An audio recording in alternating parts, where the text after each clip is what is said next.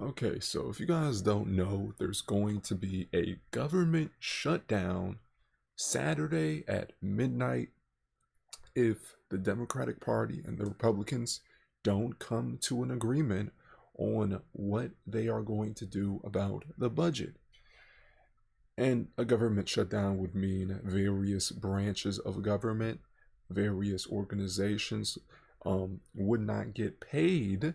So the military wouldn't get paid. A lot of government workers wouldn't get paid. And this would cause a huge breakdown of society if this was shut down. If the entire government was just shut down, this would cause a gradual breakdown of society. So let's watch this news propaganda on what is going on. CBS News business analyst Jill Schlesinger for what the shutdown could mean for you at home. Why should we care about the government shutdown? Well, first of all, we are going to see hundreds of thousands of government workers bear the brunt of this. And I find this to be sort of the most objectionable part. So they'll either get furloughed or they'll be forced to come into work and not get paid. What? So that could be, up to 1 million people. Then on top of that, active duty military will not get paid. So the people protecting us will. So the military, millions of people sign up for the military every single year thinking they would make a decent living from serving the country. And imagine being in the military, having to feed your family and not getting paid because of some petty disagreement between the duopoly in this country. We have a two-party dictatorship. There is no third option. There is no fourth option. The chances of another party overtaking the two-party system is pretty much near zero. So these two parties have 100% absolute control over our life. And they will just butt heads while the entire country just gets shut down. A lot of services could be canceled. And we really don't even know what could happen in a government shutdown. Um, if it goes on long enough, the government in of itself could go just get turned upside down. Okay? And honestly, a part of me wants this to happen. A part of me wants people to get so angry at the system for allowing this to happen that maybe people would vote for something else. People have been voting for either Democrat or Republican for hundreds and hundreds of years. And the end result of that, hundreds of years of voting for the two party system, is the country has gotten worse. It has gotten worse, and we are still following this linear set path that has just been a train wreck, an absolute train wreck. If we keep voting for this, then America's just going to collapse. It's going to collapse in no time, because these people don't care about us.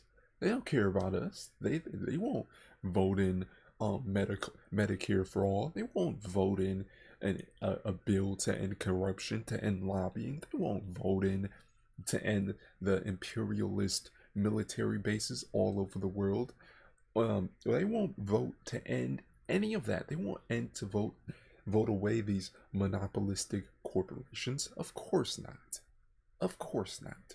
So what you get is this joke, this theatric, this political theater known as the government shutdown. They always say, "Oh, if we don't vote for this, then the government can shut down." And then every single time, the last second, they end up voting for all these useless policies and magically coming towards an agreement at the end when really they're both connected. They're both two sides of the same coin. They don't actually hate each other. They're getting paid by the same exact corporations.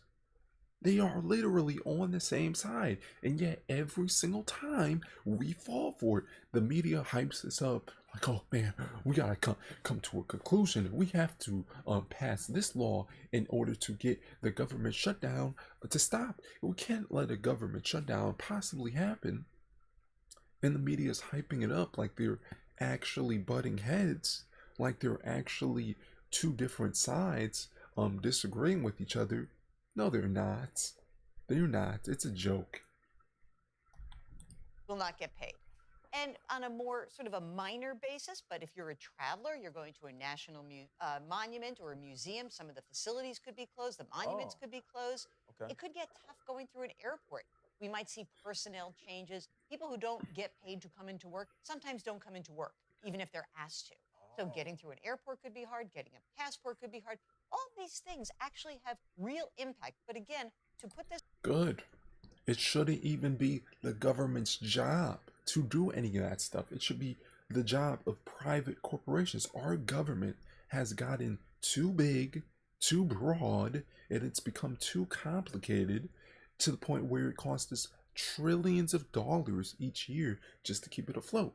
Now, that doesn't mean I disagree with things like free healthcare, um, free dental, um, human rights. I agree that there should be some form of healthcare, national healthcare. Some industries need to be nationalized entirely, but there's no way we can keep this system going where we spend money on everything else except the things that actually matter. Okay, and how much longer can we do this? They're running out of money at this point every 6 months. They're like, oh, let's pass a $2 trillion spending bill, and then within like 6 months they'll run out of money, and then they're like, oh, we gotta pass another spending bill, and then they run out of money in 2 months.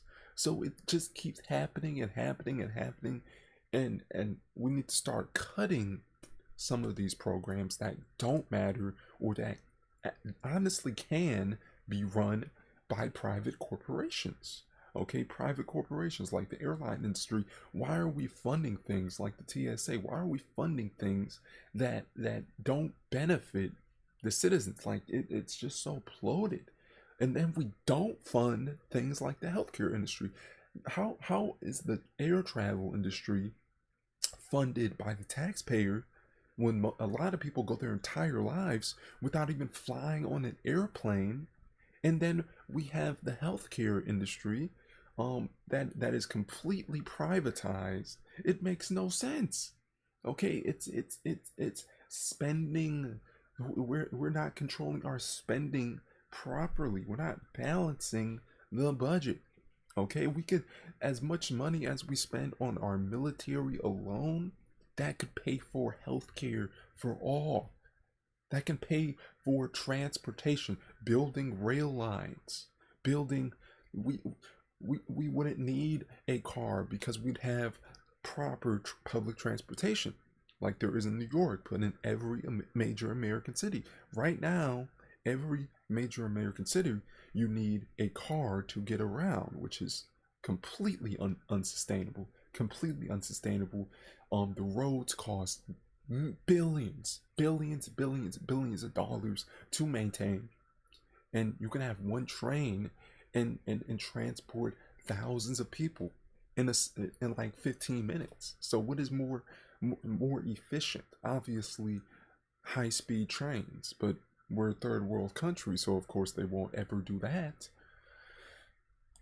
this very clearly. Everyone will get repaid their wages, but it is a period that puts immense pressure on people who are doing the work for us. Oh, this ripple effect could affect all of us. What about the big government programs like Social Security and Medicare? So this was sort of settled during the debt ceiling debate. So when they raised the debt ceiling, that meant that Social Security checks will keep flowing, Medicare, Medicaid benefits will continue. There are some programs like the Women, Infants, Children, that WIC program and the SNAP program. Those programs could act. So it says Social Security is not impacted. Medicare, Medicaid, and VA hospitals are not impacted. The Postal Service is not impacted. The IRS is not impacted. So your tax collectors, they'll be getting a full paycheck while all the lower level people are, stopped from getting their paycheck. So you have the big dogs, the real money spenders, real money wasters. They get all their money. They get everything. They get everything. And really, all Social Security is a pyramid scheme, because the older generations, they get their paycheck. They get all like thousands of dollars a month.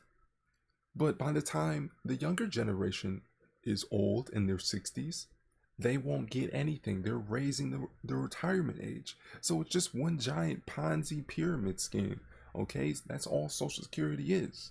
Because we're not going to have anything left over by the time we're old. By the time we're in our age, they spend now, think about it later. Actually run into a problem if the delay lasts, say, more than 30 days. So that could impact a lot of people who are in need. What about investors? Someone who might have a government bond. Okay, you own a government bond. A lot of people bought bonds because the high interest rates, right? Bond payments will continue to be made. That's really good news. Okay. However, I just want to point out, I know that people have had a rough September. I put this in the category of, we have a trifecta of rough events right now. So think about it. High oil prices have caused prices at the pub to go up. Student loan repayments, they're starting up again, right? Student, please, please, please don't pay back your student loans. Don't pay it back. Because honestly, if we lived in a country that actually cared about us, we wouldn't be spending trillions and trillions and trillions of dollars on these forever wars. I mean, we gave like what, 500 billion to Ukraine, and yet we can't forgive student loans. Are you serious? Spending 500 billion on a foreign country in a foreign war that has nothing to do with us, using our payer money, our hard-earned money. Are you serious? And then when we say, hey, maybe you should actually give us something, maybe you should forgive student loans, they treat us, oh man, you're lazy.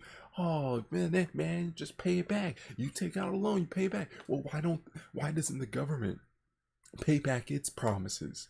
Why doesn't the government fall through with its promises? When it promises the taxpayer something, maybe it should fall through. But it's so confused. It's a mess. It's an utter mess. And will this even be fixed in our lifetime? I don't think so. I don't think so. The way the system is set up, where there's two political parties controlling everything, I don't think so. Unless there's a third party. There is a Green Party, but I'm not really familiar with the Green Party. I'm not sure what is going on with the Green Party. Most people reject the idea of a third party outright. Maybe we could run an independent candidate. But as of now, I really don't see anything being fixed, unless there's just massive public pushback. I don't see anything changing. Most people are not satisfied with the way things going. We had a movement when Bernie Sanders was running for election, and then the DNC basically rigged it against him, which was blatantly undemocratic, by the way. Rigged it completely against the candidate. I don't see. America's literally turning into a banana republic. Every time there's a quote unquote government shutdown, it just proves even more that we're becoming a banana republic. Right? We talked about that yesterday. People will have less money to spend. Now we have a government shutdown. This could actually put pressure and volatility into the markets. It will be a bumpy ride. So of course they're caring more about the markets over the lives of human beings. Okay, let's not worry about human beings being affected by this. Let's instead worry about the markets. Is the stock market still going up? We gotta make sure Wall Street is happy. That's their first thought, just caring about these corporations and these investors that bring zero value to society. They literally make millions of dollars from doing nothing but looking at numbers and stat sheets. Okay, they don't produce anything. They don't do any sort of manual labor, but they make billions of dollars. from buying things and hoarding it and then selling it at higher prices. That is literally what an investor does. It also could have a cascading effect in the economy. Any closure where we lose economic growth, Yeah. we should make it up on the other side of it. So hopefully it's short lived. I just love. I hope this government shutdown lasts a very, very long time. Okay? So people can finally get a wake up call and realize, where is all this money going if every couple of months there's a new government shutdown and they have to pass another spending bill? Where's all our money going? People should think this is your money. And every time they print a new dollar, a new fiat currency, that devalues your paycheck. It devalues your savings. So hopefully people get a wake up call. I hope to God it shuts down, because people are so asleep, so trapped within this thinking cycle that every single election cycle, oh, we gotta go for blue team instead of red team. Oh, we gotta go for red team instead of blue team. And it's just, they're the same thing. They're the same exact thing. And neither party has a solution. Neither party is willing to fix the problem. We've been voting for the same two parties for hundreds of years, and all that's happened is things have gotten worse, especially since the 1950s. America has been slowly declining since the 1950s. These parties have outsourced jobs to China and Mexico and a whole host of other countries, and nobody's taken accountability for that. What is going on? Have we lost our brain cells? Have we lost our marbles as a country? And only time will tell. So what do you guys think? Let me know in the comments.